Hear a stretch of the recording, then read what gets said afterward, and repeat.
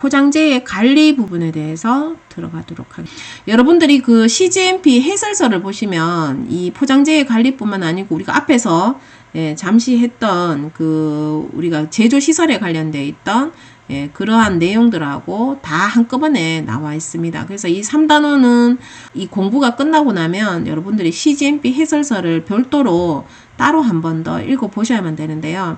그 화박사 카페에 보시면 화장품법이라는 카테고리란에 보시면은 제가 별도로 넣어놨습니다. 그래서 찾아서 그 카테고리 안에 들어가서 다시 또 검색을 할 수 있거든요. 그래서 CGMP라고 영어로 치거나 아니면 해설서 이렇게 치면은 보실 수가 있을 겁니다. 그래서 그렇게 뽑아서 한번 읽어보시기 바랍니다. CGMP 관련된 거는 전체적으로 한번 봤냐 안 봤냐에 따라서 이 3단원의 그 점수가 상당히 차이가 많이 납니다. 왜냐하면 객관식 시험 문제밖에 안 나오기 때문에 이 객관식에서는 사실 읽었을 때는 이렇게 여러분들이 숙독을 했을 때는 시험 칠 때 쉽게 맞출 수가 있고 문제가 굉장히 쉽다 이런 말을 많이 할 수가 있는데 안 보고 그냥 넘어가면은 우리가 흔히 사실 종사자 입장에서는 좀 상식적인 문제들이거든요. 근데 비종사자 입장에서는 쉬운 듯 하면서도 어려워서 좀 헤맬 수가 있습니다. 그래서 반드시 한 번 정도는 읽어보셔야만 되는 부분입니다. 3단원은요, 딱 깨놓고 얘기해서 3번 정도만 딱 읽어보면 3단원은 거의 한 80%는 저는 맞출 수 있다라고 저는 생각을 해요. 그래서 여러분들이 뭐 특별하게 외워야 되는 거 이런 거 다 무시해버리고 그냥 3번 정도만 숙독을 하셔도 어느 정도 맞출 수 있지 않겠나 저는 이렇게 보고 있습니다. 자, 용어의 정의에서 보시면 포장지시서, 제조지시서, 생산계획서, 재고관리. 자, 이런 정의 부분은 시험 문제에 되게 잘 나오죠. 그죠? 자, 요런 것들이 있다라고 되어 있는데 난데없이 지시서가 지금 2개가 튀어나왔고요. 자, 생산계획서라는 게 나왔습니다. 자, 제조지시서, 포장지시서는 원래 어디에 들어있느냐 하면은 우리가 백과사전 안에 들어있어요. 백과사전이 뭐죠? 자, 백과사전은 뭡니까? CGMP 4대 기준서 중에서 제품 표준서에 해당이 되죠. 자, 제품 표준서에는 보면 제품의 이름도 적혀 있고요. 그 제품에 관련된 함량, 그리고 우리가 포장지에 표기해야 되는 사항부터 시작해서 이 제품을 어떻게 만드는지 상세하게 적혀 있다고 했습니다. 자, 화장품을 만들 때 보면은요, 우리가 이러한 지시서를 각각 부서에다가 보냅니다. 자, 처음에는 우리가 제조지시서에 보면은 측량지시서라는 게 안에, 여기 포함되어 있어요. 여기 안에. 제조지시서가 한 장짜리로 딸랑 되어 있지는 않습니다. 측량지시서도 포함되어 있고, 측량 지시서가 뭐예요? 원료를 측량하는 거죠. 뭐 몇 그램짜리를 A라는 원료를 몇 그램 달아서 뭐 A 바트에 넣고 B 원료를 몇 그램 달아서 뭐 B 바트에 넣고 뭐 이런 식으로 측량을 하도록 되어 있고요. 우리가 측량을 하고 나면 그 다음에 제조를 실시하죠, 그죠? 제조를 실시하기 때문에 요때 사용하는 제조 지시서도 있습니다. 그리고 제조를 하고 나면 그 다음에 어떻게 해요? 그 다음에 우리가 충전을 하죠. 그죠? 충전을 하고 그 다음에 2차 포장을 실시합니다. 요게 2개 합해가지고 포장 지시서로 따로 나가 있어요. 그래서 결론은 이 제조 지시서에 포함되어 있는 거는 측량 지시서와 제조 지시서가 합해가지고 우리가 측량하고 제조하는 요 방식이 다 제조 지시서에 들어있는 거죠. 그러면은 이 제조 지시서에 보면 어떠한 원료를 몇 g을 달아야 되고 뭐 A 바트에 넣어야 되는지 B 바트에 넣어야 되는지 그러한 내용들, 그리고 만들 때 보면 뭐 몇 도까지 온도를 올려야 되고 뭐 속도 RPM 얼마짜리에 뭐 몇 분 동안 돌리다가 뭐 B 바트를 집어넣어야 되는지 C 바트를 집어넣어야 되는지 이러한 것들이 상세하게 다 적혀 있는 거를 우리는 딱 뽑아가지고 각 부서에다가 보냅니다. 어디 있는 거를 제품 표준서에 있는 거를 뽑아요. 뽑을 때는 어떻게 하느냐 하면 그날 만들어야 되는 총 양에 대해서 적도록 되어 있죠. 그래서 우리가 총 만들어야 되는 생산해야 되는 양을 표기를 하고요. 그날 우리가 생산을 할 때에 뭐 제품을 뭐 3,000개를 만드는 건지 뭐 5,000개를 만드는 건지 이러한 것들이 상세하게 표기가 되어 있습니다.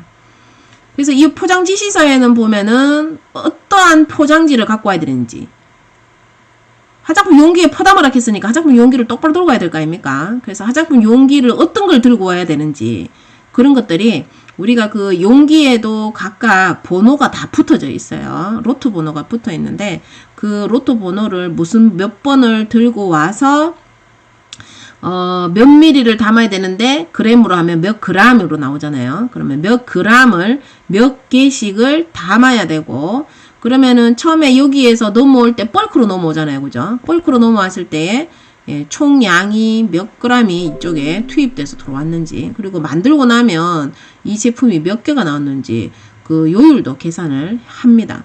그래서 이러한 작업들을 각각 할 때마다 다 누가 작업을 했고 누가 저울을 달았는지 각각 자필로 적어서 다 기록으로 남겨요. 그러면 처음에 넘어왔을 때는 지시서로 넘어왔는데 내가 요 지시서에다가 그래 내가 측량했다, 그래 내가 만들었다 이렇게 사인을 다 하게 되면 이 지시서가 이름이 기록서로 변신해요. 그러면 제조 기록서, 얘는 포장 기록서, 이런 식으로 이름이 변신합니다. 내가 자필로 적고 나면 이름이 변신하는 거예요. 네. 그래서 제조 지시서가 내한테 오면 내가 요 제조 지시서 맞춰서 화장품을 만들면서 그래 네가 측량한 대로 측량했다, 그래 네가 만들어라 하는 대로 몇 도에 뭐 RPM 얼마에 몇 분에 돌렸다, 이런 거를 일일이 이름으로 다 적고 자필로 적고 누가 돌렸는지 누가 측량했는지 적혀 있는 게 바로 기록서에 해당돼요. 요거는 자필로 한다 그랬죠. 그죠? 자필. 그래서 지시서가 기록서로, 지시서가 기록서로 이렇게 바뀝니다. 뭔 말인지 아시겠어요? 그래서 제조 지시서는 우리가 이렇게 측량하는 것과 제조에 관련되어 있는 내용들이 다 적혀 있다라고 할 수가 있고요.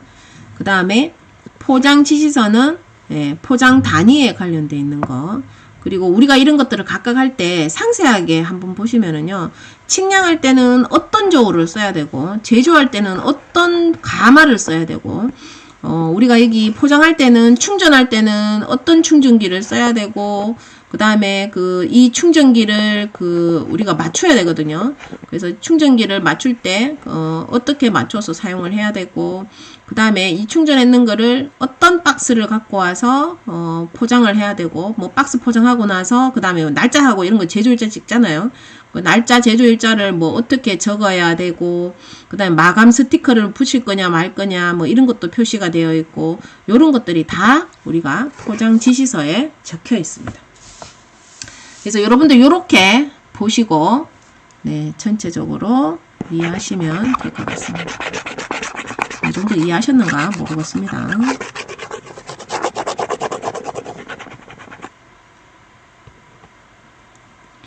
자, 생산 계획서라고 하면은요, 우리가 아까 이 제조 지시서나 포장 지시서를 넘기려고 하면 주문 들어오는 양만큼 우리가 만들어서 만들어라고 지시서를 넘가야 되잖아요. 그죠?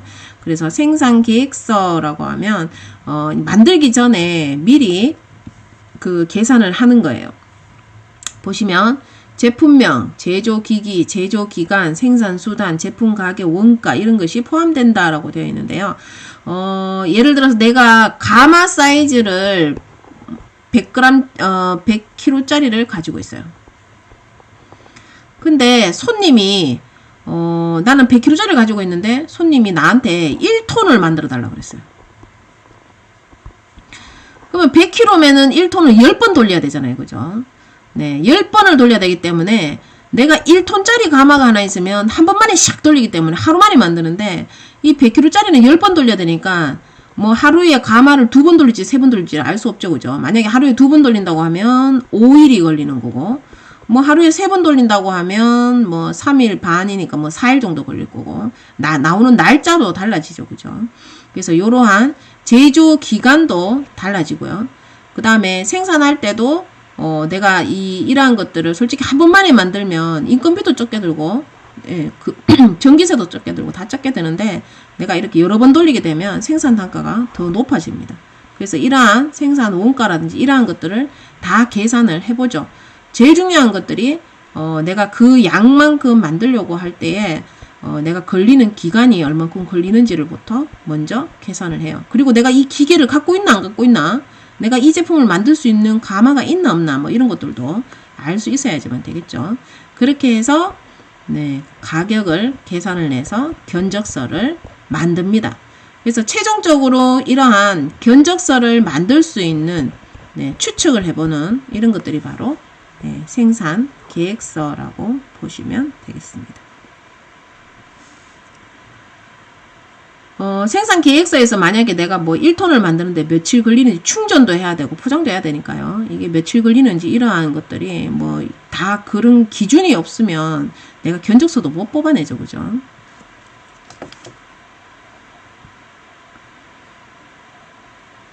자, 나머지는 여러분들이 읽어보시고요. 자, 포장재 형태의 종류 및 특징이라고 되어 있습니다. 포장재. 포장지의 재질이란 뜻이에요. 포장지의 재질. 즉, 화장품 용기의 재질. 화장품 박스의 재질. 이런 뜻입니다. 우리 화장품의 용기 보면은, 뭐, 플라스틱도 있고, 유리도 있고, 알미늄도 있고, 뭐, 여러분들 뭐, 다양하게 많이 보셨죠? 뭐, 그거 말고 또 있는가? 뭐, 여기에 보면, 뭐, 항동, 스테인레스, 스틸, 철, 뭐, 이딴 식으로 얘기해놨는데, 눈 뒤집고 찾아도 찾기가 아주 어렵지 않겠나. 뭐, 저는 이렇게 생각하고 있습니다. 물론, 뭐, 쿠션, 뭐, 이런 것들, 좀 특별한 것들, 이런 것들은, 뭐, 그렇게 나오는 것들도 있겠죠. 자, 포장재 종류에 보시면은요, LDPE, HDPE, 그 다음에 PP, PS, 이런 말들이 있는데요. 우리가 흔히 제일 많이 쓰는 게, PP죠. 폴리프로필렌이라고 해서, 줄여서 적혀 있는 PP에 해당이 됩니다. 자, PP는 보시면 반투명, 광택, 내약품성이 우수하고 내충격성이 우수하고 잘 부러지지 않는다라고 되어 있어요. 그래서 어떻든 여러분들이 가장 흔하게 많이 보는 게 이런 PP 재질하고 페트 재질하고 두 가지가 있습니다. 자, 위에 보시면 저밀도 폴리에틸렌, 고밀도 폴리에틸렌 이런 말이 나오는데요. 우리가 고밀도 같은 경우에는 흔히 샴푸통 같은 경우가 제일 많고요. 그다음 저밀도 같은 경우는 튜브를 생각하시면 돼요. 튜브.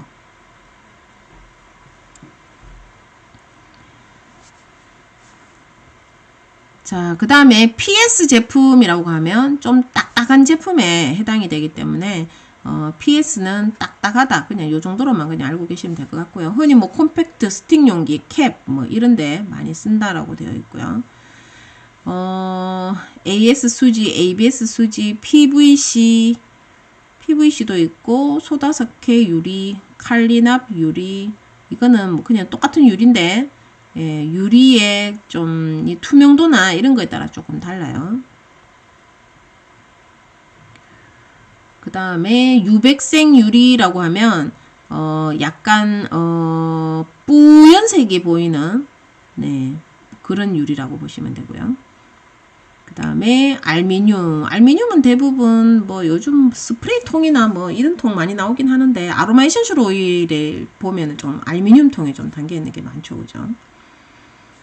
그 다음에 황동, 스테인레스 스틸, 철 이런 것들을 다 우리는 화장품의 포장 재료로 사용할 수 있다라고 되어 있습니다. 포장 재료는 우리가 기출 문제에서 한번 나오기는 했었어요. 뭐 사용할 여러분들이 일단 한번 확인해 보시기 바랍니다. 사용할 수 없는 원료인가? 하여튼 뭐 그런 식으로 해서 나왔을 거예요. 자, 여기 사진으로 통해서 지금 나와 있는데요.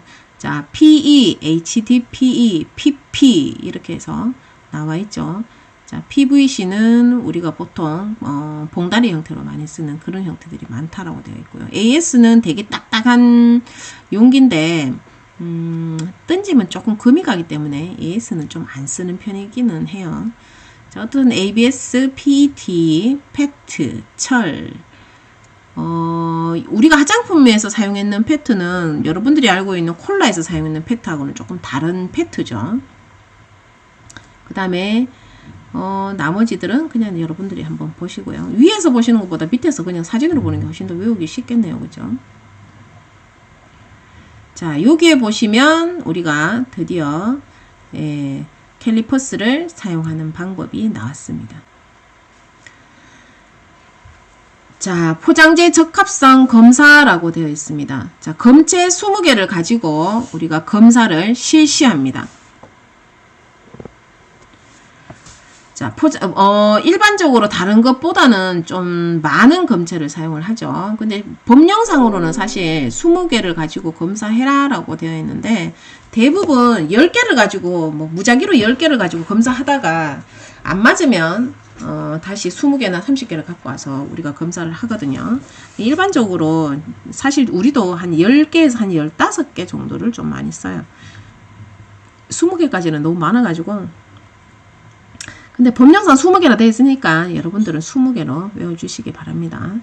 자, 그래서 20개를 전체적으로 다 검사를 해보고 평균 값을 측정을 해서 우리가 표시를 하도록 되어 있습니다. 그래서 우리가 그 기록서에 보면은 이 검체 20개를 각각 검사했는 그 용량이나 중량 같은 게 다 하나하나 다 표시가 되어 있어요. 그러니까 포장재 품질 검사 기록서에 해당이 되겠죠. 내가 자필로 적게 되면 내가 기록서라고 표현한다라고 했었죠. 이 버니어 같은 경우에는 버니어가 아들이라는 뜻인데요. 위에 이렇게 큰 자가 하나 있고 그 다음 밑에 보면 또 작은 자가 하나 있습니다.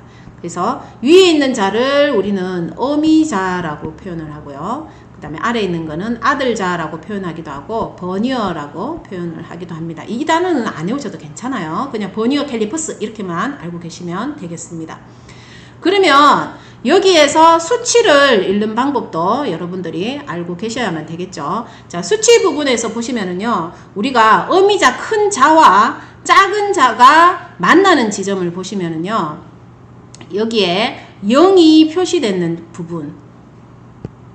자, 0이 표시되는, 그러니까 아들자에 0이 표시되는 부분을 자세히 보시면은, 자, 17과 18 사이에 있습니다. 수치가 어미자에 17에서 18 사이에 지금 0을 가리키고 있어요. 자, 이 경우에는 우리가 17로 읽습니다. 그러니까 벗어나지 않은 작은 숫자로 읽습니다. 그래서 17로 읽고요. 그러면은 17과 18 사이에 정확하게 어떤 숫자인지에 대해서 알아야지만 되겠죠. 그럴 때는 어떻게 하느냐면 이 버니어 아들자가 위에 어미자와 정확하게 일자형으로 수치가 겹치는 부분이 있어요. 그래서 2번 부분에 보시면 제가 지금 자가 너무 굵어서 제가 지금 편으로 표현하기가 좀 어려운데요.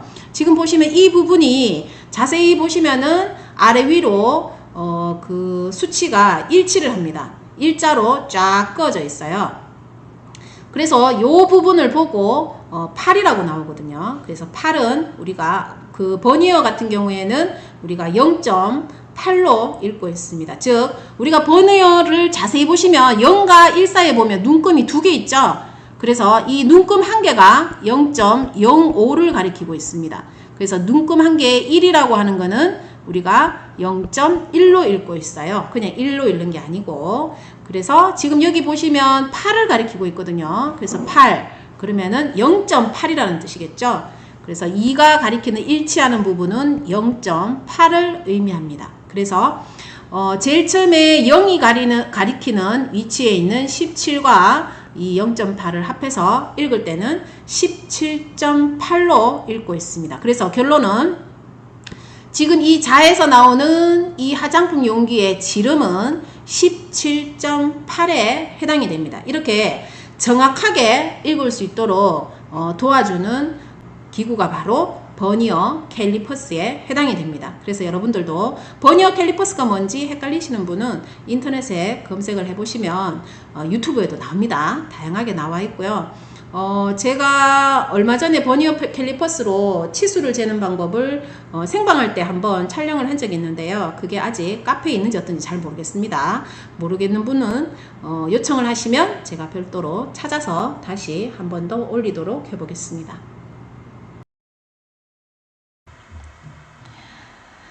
자, 포장 작업에 대해서 들어가도록 하겠습니다. 자, 우리가 포장 작업을 할 때는 아까 포장 지시서라는 게 내려왔었고요. 내가 이 포장을 할 때 보면 그 지시서에 맞춰서 내가 실시를 했으면 내가 자필로 적어서 뭐 기록서로 남겨놓는다라고 했었죠. 그래서 포장 기록서라는 게 별도로 다시 탄생을 해야 됩니다. 그게 바로 지시서가 기록서로 바뀐다라고 했었어요. 빈칸을 채워넣기 때문에. 그래서 이러한 포장 지시서에는 우리가 이러한 내용들이 적혀 있습니다.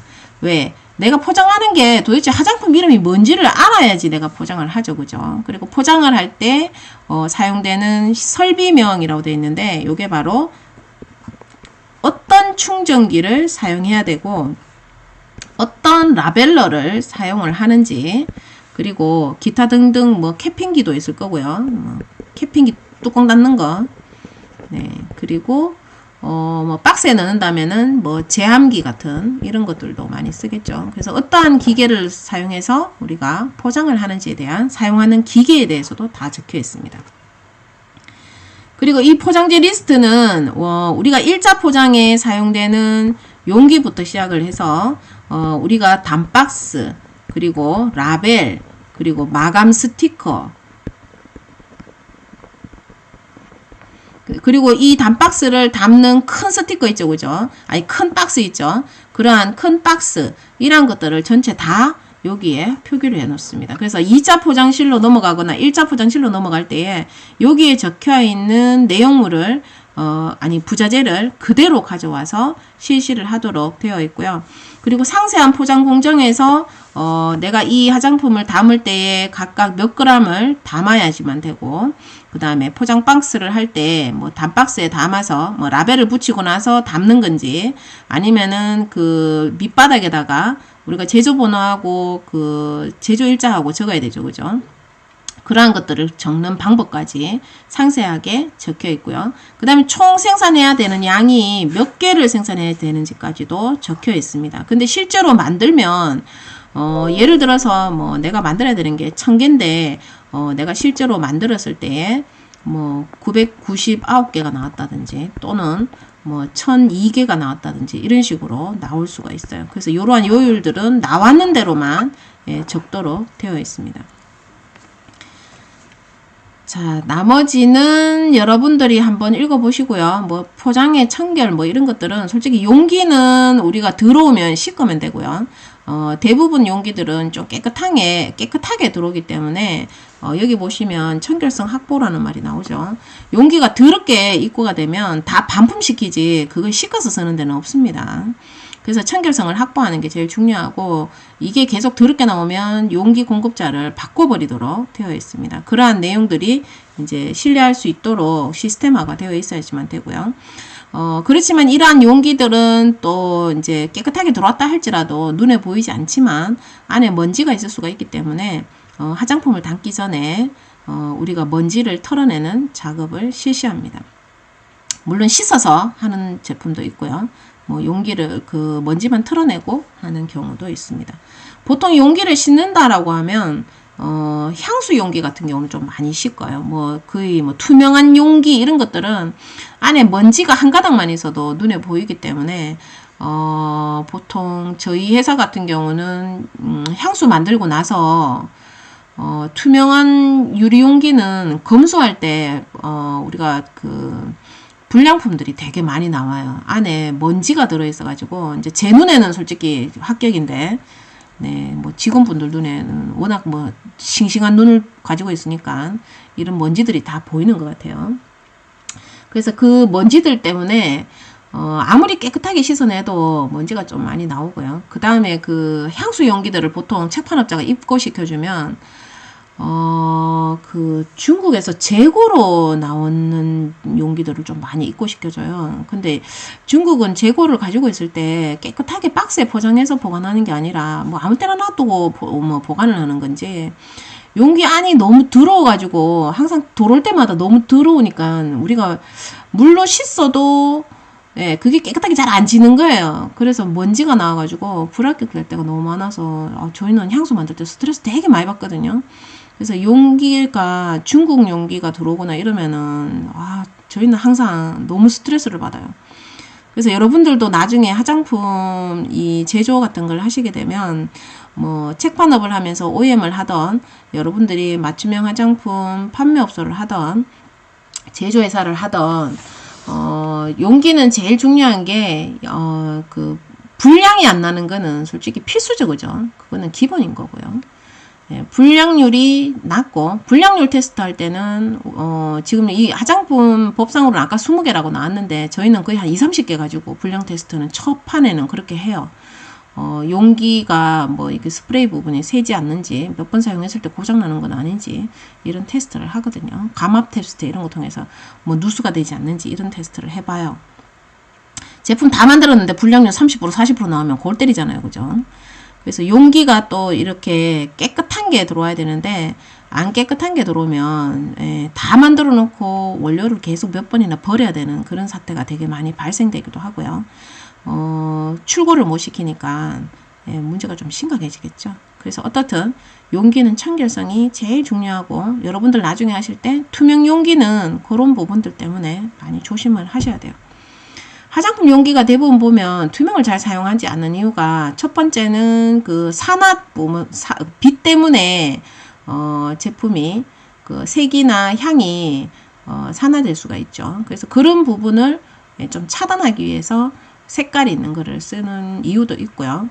또 한 가지는 그 화장품에 뭐 먼지라든지 아주 미세하게 그런 것들 때문에 불량 날까봐 그런 겁도 좀 있는 거예요. 그래서 우리가 화장품 만들 때 보면 그 만드는 순서를 여러분들 CGMP 그 해설서를 자세히 보시면은요, 로션이나 크림, 토너 이런 것들 만들고 나면 항상 마지막 단계에 우리가 이거 거름망을 통해 가지고 걸러줍니다.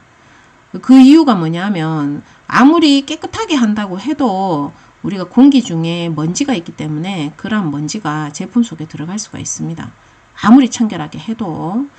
그래서 그러한 먼지들을 한 번 더 걸러주는 거죠. 그렇게 해서 충전을 시키도록 되어 있습니다.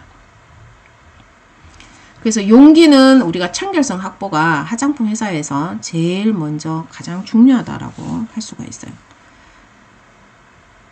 자, 나머지는 여러분들이 읽어보시고요. 제가 거의 다 설명을 했었습니다.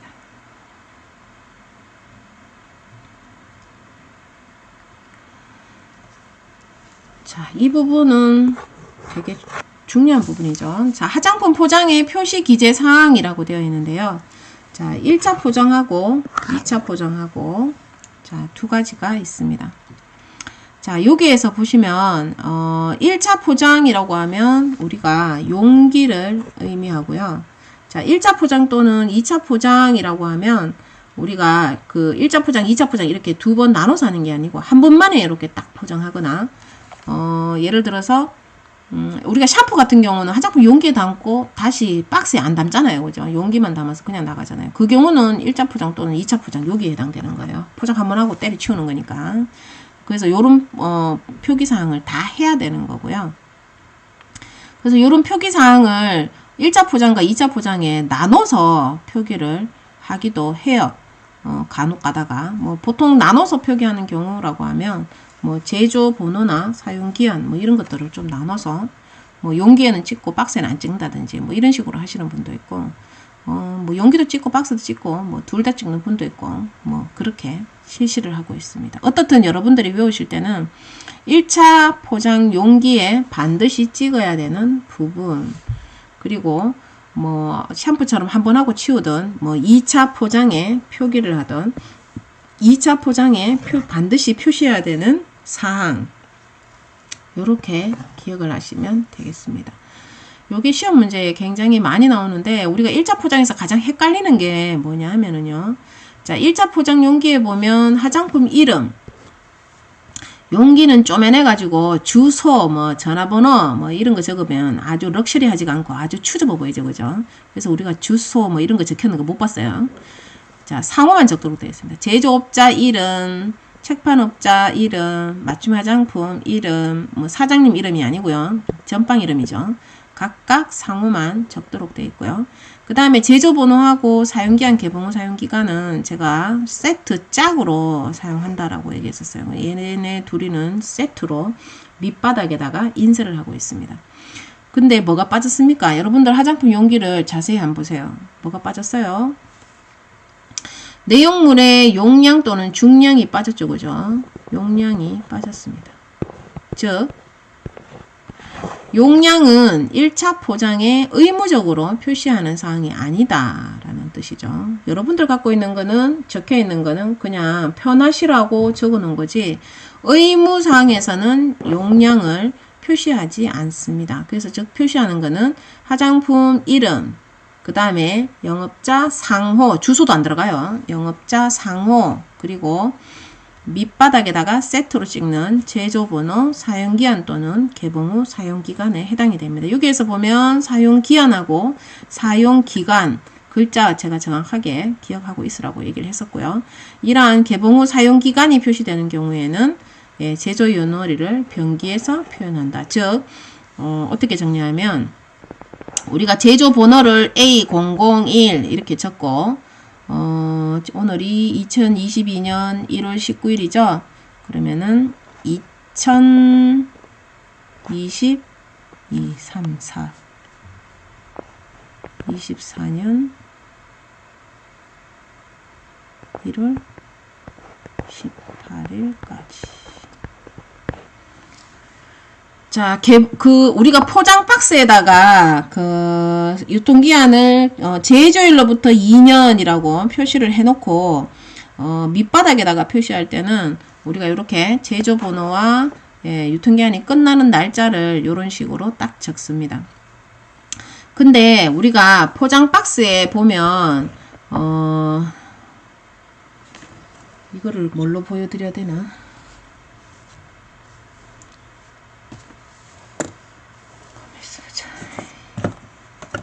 우리가 포장 박스의 뒷면에 왜 표기사항에 보면은요 유통기한 이렇게 적어가지고 제조일로부터 2년 이렇게 적어놓고 갈로 열고 개봉 후 3개월 이렇게 적어놓거나 또는 요렇게 병따까리 열렸는 그림처럼 요런 식으로 그려가지고 3M 요렇게 적어놓으면 개봉 후 3개월이라는 뜻이죠. 그림으로 그리든지 아니면 개봉 후 3개월 이렇게 글씨로 적어놓게 되면 우리가 이렇게 밑바닥에 인쇄를 할 때에 어떻게 한다? 제조요는일을 병기 표현한다 라고 했잖아요. 그래서 결론은 2022년 1월 19일 생산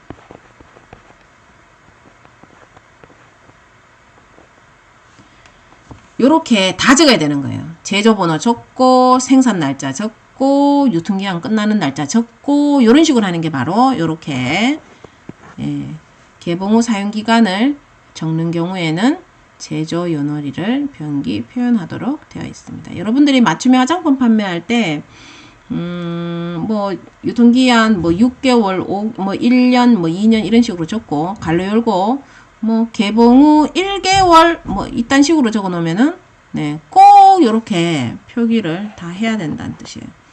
언제 만들었고 언제까지 써야 되고 그 다음에 개봉 후 몇 개월이라는 글씨도 꼭 적어주고요.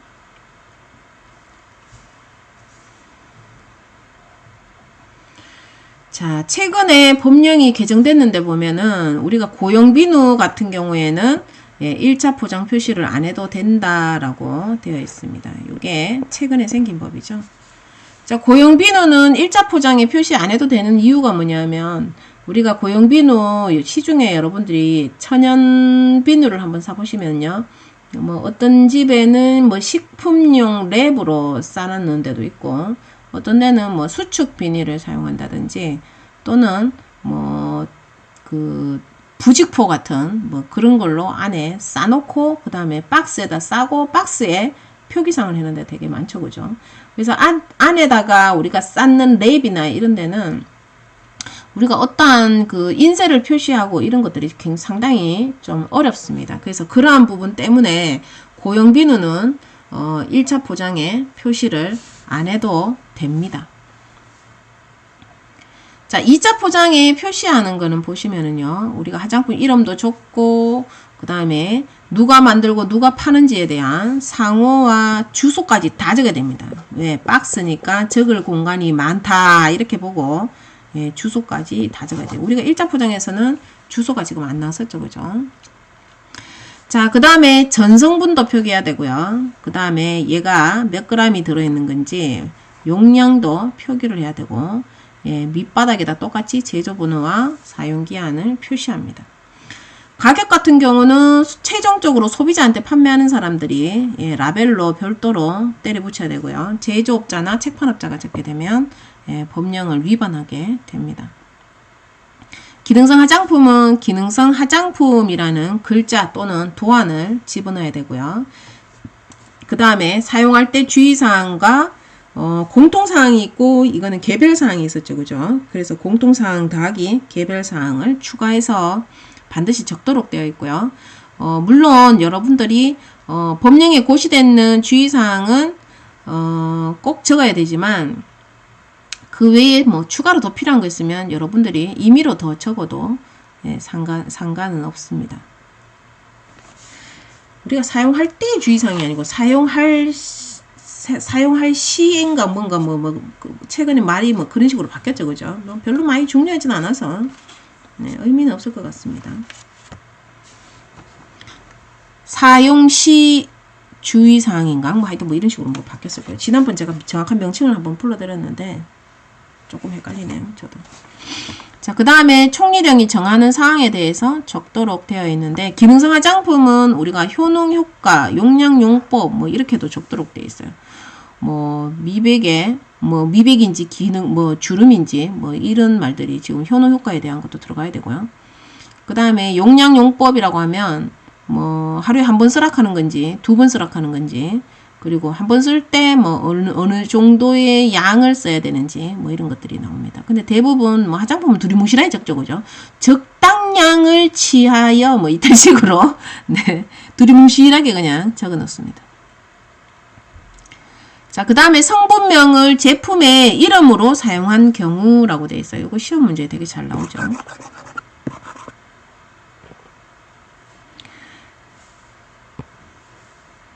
자, 성분명을 제품의 이름으로 사용한 경우. 예를 들어서, 요즘 유행하는, 세라마이드 크림.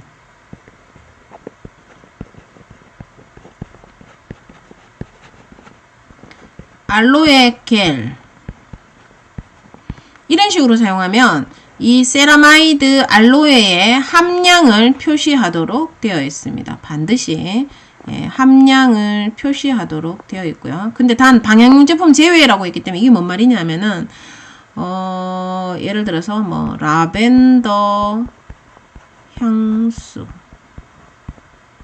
이런 식으로 팔면은 라벤더가 몇 % 들어갔는지 내가 함량을 표시해야 되는데 이 표시가 상당히 어렵죠. 그죠? 향수라 가지고. 그래서 향수는 이미지를 나타내는 경우가 많기 때문에요. 방향용 제품은 이 이름을 상표명 그 상품의 이름으로 일부 사용했다 할지라도 예, 함량을 표시를 안 해도 괜찮습니다. 그래서 이 부분이 그림으로 그려가지고 시험 문제 나올 가능성도 좀 있다라고 보셔야 되겠죠. 기존에 이 베이비 알로에 겔이라고 해서 시험 문제 한번 나왔었어요. 자, 베이비 알로에 겔이라고 해서 영유아 제품이다라고 이렇게 표시를 했다라고 하면 영유아나 어린이 제품 같은 경우는 보존제의 함량도 우리가 표시하도록 되어 있죠. 그래서 보존제도 적어야 되고요. 여기 나오잖아요. 보존제의 함량. 자, 영유아와 어린이 제품은 보존제의 함량을 반드시 적도록 되어 있습니다. 그리고 이름을 일부를 썼을 때는 네, 어떤 제품이든 다 함량 표시를 하도록 되어 있고요. 그 다음에 인체세포 조직 배양액을 썼는 경우에도 그 함량을 표시하도록 되어 있고요. 자, 유기농이나 천연 화장품으로 표시하거나 광고하려고 할 때도 자, 원료의 함량을 표시하도록 되어 있습니다. 그래서 천연이 몇 퍼센트 들어가 있는지, 유기농이 몇 퍼센트 들어가 있는지 반드시 함량 표시를 하도록 되어 있습니다. 자, 그리고 우리가 질병의 예방 및 치료를 위한 의약품이 아님이라고 문구를 써야 되는 기능성 화장품은 탈모, 여드름, 피부 장벽, 튼살에 해당이 됐고요. 그 다음에 질병, 예방, 치료를 위한 의약품이 아닙니다. 이거 갈로갈로로 해서 시험 문제 한번 나왔었죠. 그죠? 용어를 정확하게 기억을 해주시고요. 그 다음에 기능성 화장품의 4가지 종류에 대해서도 정확하게 기억을 하셔야 됩니다. 요거는 한 번 더 시험 문제에 갈로가 좀 바뀌어서 출제가 될 수도 있고 주관식으로 출제가 될 가능성도 크기 때문에 꼭 기억을 하셔야 되는 부분입니다. 여러분들이 이 2차 포장에 관련된 거는 문제가 두세 문제가 나올 가능성이 크기 때문에 이 부분은 신경을 써서 시간 투자를 좀 하셔야 되는 부분이에요. 자, 보존제의 함량을 꼭 적어라. 어떤 제품에 영유아 제품과 어린이 제품이라고 나와 있습니다. 자, 그 외에 지금 바코드도 표시를 해야 되고, 그 다음에 우리가 재활용 표시도 해야 되죠. 그죠? 네, 재활용 표시도 해야 되고, 심심하신 분들은 점자도 같이 표시해도 되고, 이런 식으로 나와 있습니다. 그래서 우리가 2차 포장에 표시해야 되는 부분, 이러한 내용들이 있다. 그 외에 재활용 표시도 있죠.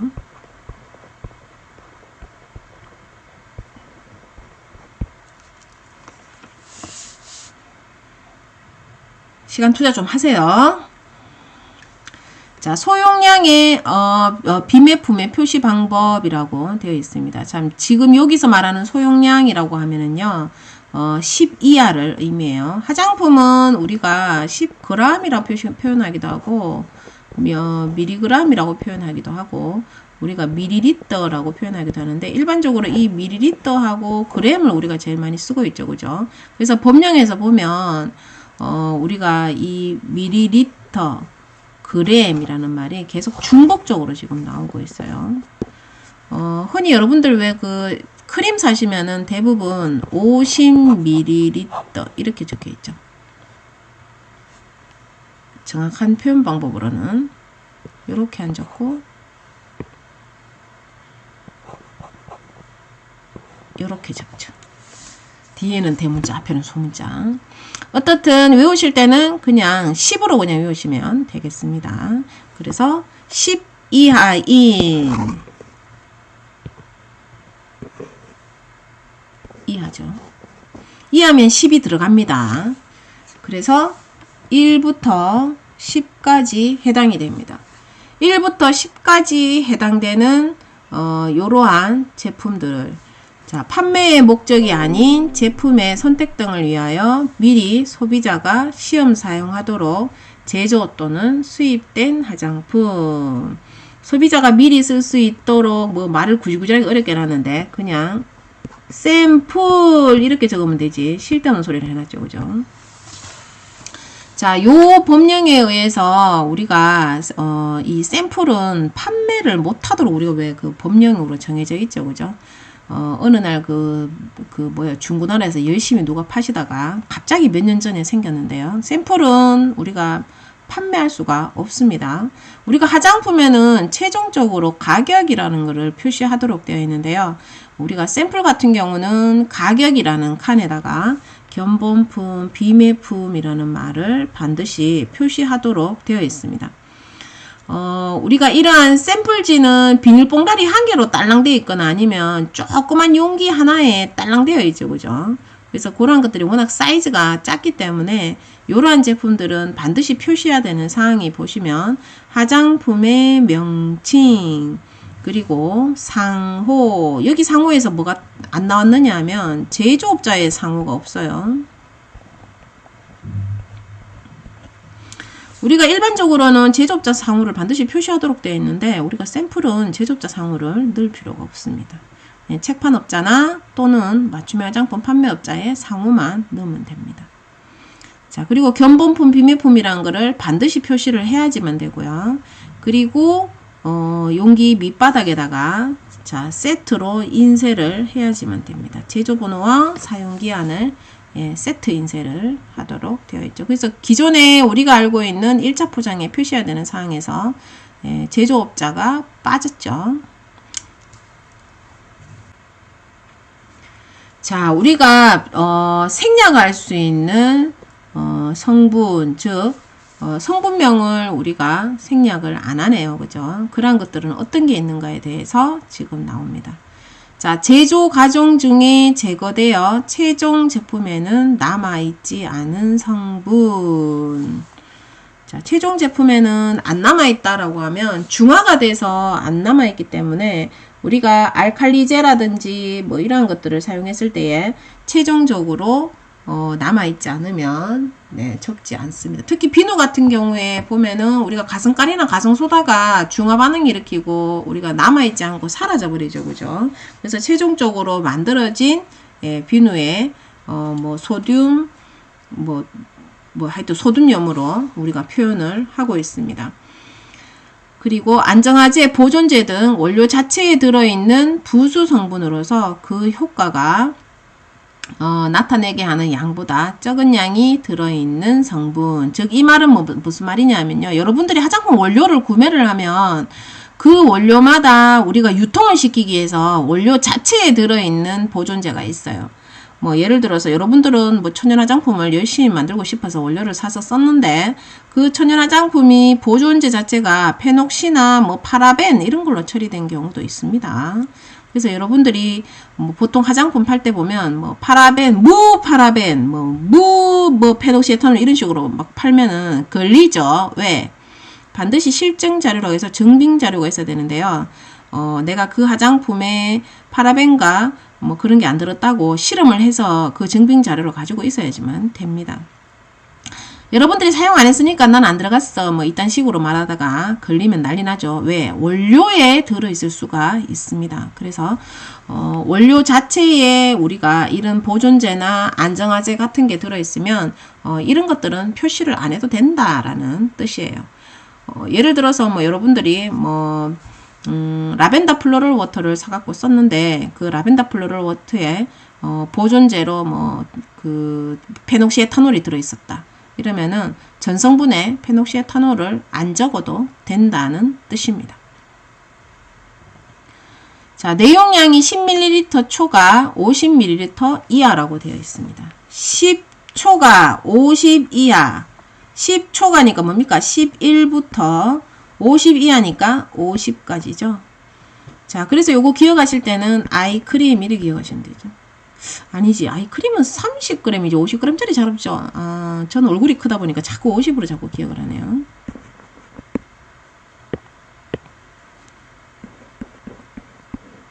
그냥 일반 크림으로 하시면 될 것 같아요. 크림이 거의 대부분 50으로 많이 되어 있죠. 자, 11에서 50 정도 포장된 크림이라고 기억을 하시면 될 것 같아요. 우리가 이런 경우에는 우리가 50까지는 사실 박스가 워낙 작기 때문에 전성분을 표시하지 않습니다. 전성분 빼고 나머지는 다 우리가 표시를 하는데요.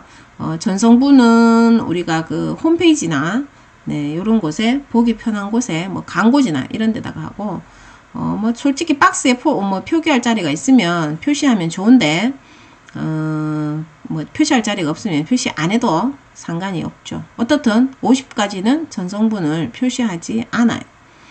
그렇지만 꼭 표시해야 되는 성분이 있다라고 이렇게 우리를 애를 먹이면서 법을 만들어 놨죠. 그죠? 그게 바로 뭐냐? 타르색소. 그러니까 사용했는 색소 이름을 적어야 되는 거예요. 색소 이름. 우리가 그 색조 화장품은 사면은 다 쪼매내요. 그죠? 5mm, 10mm 막 이랬잖아요. 근데 색조 이름을 다 적어놔야 돼요. 그 사용했는 색소 이름 다 적어야 돼요. 자, 금박, 금가루하고 똑같은 말이에요. 샴푸와 린스에 사용된 인산염, 과일산, 아하. 그리고 기능성 화장품인 경우에 그 효능 효과가 나타나는 원료, 기능성 원료. 그리고 식품의약품 안전처장이 사용기준을 고시한 화장품의 원료. 사용기준을 고시했다는 것은 사용 한도가 있는 원료를 의미하죠.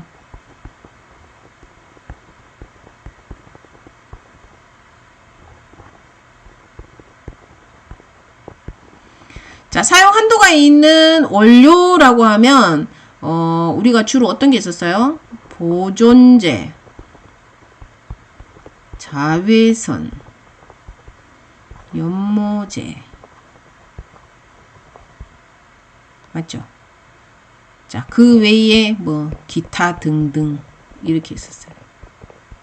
그래서 어쨌든 사용 한도가 있는 독한 원료들은 다 표시하라 라고 되어 있었기 때문에 여기 있는 원료들이 다 해당됩니다. 자, 여러분들이 만약에 50g 짜리 크림을 판매하는데요. 내가 그 크림 안에 아하 성분과 그리고 기능성 내가 뭐 미백이라서 나야신 아마이드를 집어넣었어요. 나야신 집어넣고 그 다음에 보존제는 무조건 들어가겠죠, 그죠? 보존제를 집어넣었어요. 그리고 뭐 기타 뭐 살균제도 하나 넣고 뭐 이런 식으로 만들었어요. 근데 요 법이 딱 적용된다면 내가 표시해야 되는 게 과일산도 표시해야 되고 나야신도 표시해야 되고 내가 보존제도 표시해야 돼요. 디자인상 추적구로 이 전성분을 딸랑 3개 표현하기가 아주 좀 거시기 하겠죠, 그죠? 표시하려면 다 표시하지. 예. 너무 더러워 보이지 않겠습니까? 표시하다 말고 뭐 3개만 딸랑 적으니까. 그래서 대부분 업체들이 보면 50g인데도 불구하고 전성분 적어놓는 데가 굉장히 많아요. 네, 다 뺄 수는 없어요, 그죠? 자, 이 부분이 만약에 시험 문제 나온다라고 하면 기존에 시험 문제에 나왔었어요. 이 금박 이게 갈로르에서 시험 문제 나왔었죠. 주관식으로 한번 나왔었습니다. 1회인가? 1회에서 아마 시험 문제 나왔을 거예요. 자, 여기에서 다시 또 시험 문제 나온다면 타로 색소가 갈로로 나올 수도 있고요. 그 다음에 이 아하라는 과일산 제품을 아하 종류의 어떠한 명칭으로 넣어가지고 우리가 응용 문제에서 나올 수도 있겠죠, 그죠? 뭐 예를 들어서 뭐 시트릭 애시드 뭐 이런 식으로 해서 전성분표를 만들어 놓겠죠. 전성분표를 만들어 놓고 자, 이 제품이 30g이면 반드시 표시해야 되는 성분은 무엇입니까? 이런 식으로 나올 수도 있겠죠. 그러면 여러분들이 찾아야 되는 거예요. 색소도 찾고 금가루도 찾고 샴푸냐 린스냐 확인했을 때 샴푸 린스 아니면 이건 때려치우고 그 다음에 아하 성분도 찾아야 되고 그 다음에 기능성 원료도 찾아야 되고 그 다음에 사용 한도가 고시되는 원료도 찾아야 되고 전성분표에서 보고 다 찾아야 되는 거예요. 그런 식으로 요 문제는 한 문제가 나올 수가 있습니다. 제가 친절하게 밑에 아하 성분이 무엇이 있는가에 대해서 쫙 적어놨죠, 그죠? 이거는 적기 싫고 제가 숙제로 계속 내고 싶었는데 안 찾는 분들이 많아가지고 제가 적어봤습니다. 그래서 이런 성분으로 바꿔치기해서 나올 수도 있습니다. 자, 요건 하나의 팁으로 적어봤는데요. 아하와 바하는 여러분들이 알고 있듯이 네, 각질을 제거해주는 네, 원료입니다. 각질, 때를 제거해줘요. 한국 사람들은 목욕탕에서 때를 훅 불어가지고 빡빡 밀어야 되는데 뭐 얼굴만 별도로 이렇게 각질을 뺏기려고 뭐 아하나 바하를 쓰시는 분들이 의외로 있으시던데요. 저는 그냥 때수건으로 때를 밉니다. 자, 아하와 바하의 차이점은 뭐냐면 아하는 수용성이고요. 바하는 지용성입니다. 그럼 수용성과 지용성의 특징이 뭐냐? 우리가 모공에 모공은 모공 안쪽까지 우리가 각질이 들어가죠. 각질이 있죠, 그죠?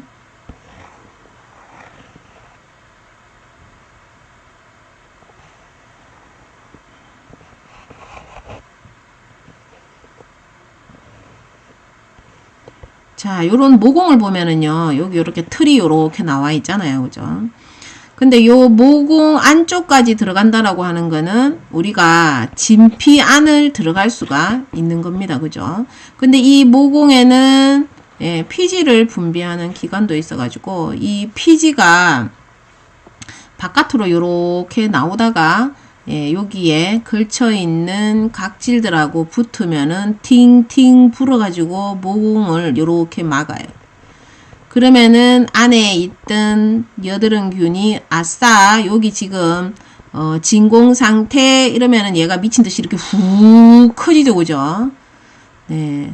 그래서 요 피지하고 요런 것들이 이렇게 막는데요. 결국은 피지가 이 모공 속에서 요렇게 존재를 하고 있습니다. 그래서 이 바하라고 하는 거는 지용성이기 때문에 지용성은 지용성을 사랑하죠. 그죠? 그래서 이 진피 쪽을 뚫고 들어갈 수가 있어요. 수용성은 기름을 뚫고 못 들어가겠죠. 그죠? 그래서 지용성이기 때문에 뚫고 들어갑니다. 즉 바하는 모공 안에 있는 각질까지 제거가 가능하다. 어떤 게 효과가 더 커요? 아하보다 바하가 효과가 더 크죠. 그래서 결론은 바하는 우리가 기능성으로 허가 내줬잖아요. 살리실릭 애시드. 살리실릭 애시드가 바하면서 지용성 성격을 가지고 있습니다. 그래서 여러분들은 살리실릭 애시드가 지용성 성격이고 그래서 효과가 더 커서 기능성 허가를 받는구나. 이렇게 기억을 하시면 되겠습니다. 네, 오늘은 여기까지 하고요. 다음 시간에 뵙도록 하겠습니다. 수고하셨습니다.